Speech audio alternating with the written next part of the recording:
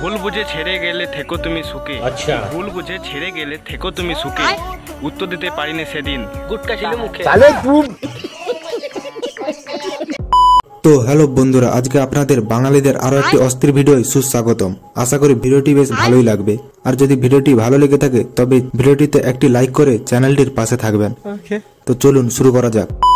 বন্ধুরা, বর্তমান সময়ে তো বাইক স্কুটি নিয়ে সবাই চারিদিকে যাতায়াত করে, কিন্তু সেই গাড়ি যখন কোনোভাবে খারাপ হয়ে যায় সে এক ঝামেলার শেষ থাকে না। তেমনি এই দিদি স্কুটিও খারাপ হয়ে গিয়েছে, তাই তো দিদি কিক মারছে বারবার।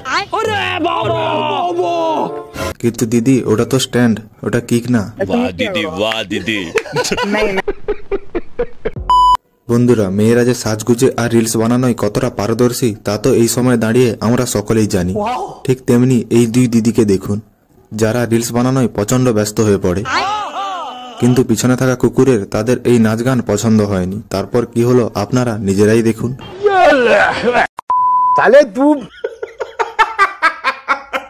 देखा आपने लापरवाही का नतीजा।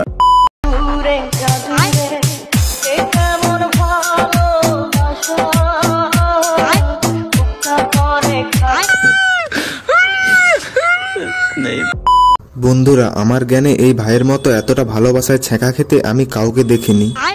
ভাই যাই হোক, নিজের খেয়াল রাখি। যে সমস্ত লোকেরা ছোটদের কথা শুনে বেশি লাফালাফি করে, এটা শুধু তাদের জন্য। এ ভাইয়া, তুমি বড় বড় মতন থাকো, ছোট গলাকে জ্বলাইতে আয়ো না।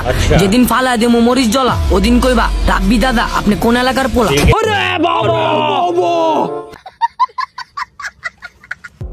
কাউকে যে বাদ থেকে দেখে তার ভিতরের পরিচয় পাওয়া যায় না, তার একটা জলজ্যান্ত প্রমাণ। আমাকে বেলচা মারা দেখে তোমরা ভাবতেছ আমি লেবার, তাই না? জাস্ট 2 মিনিটের ব্যবধান। देखो एक बार हमें की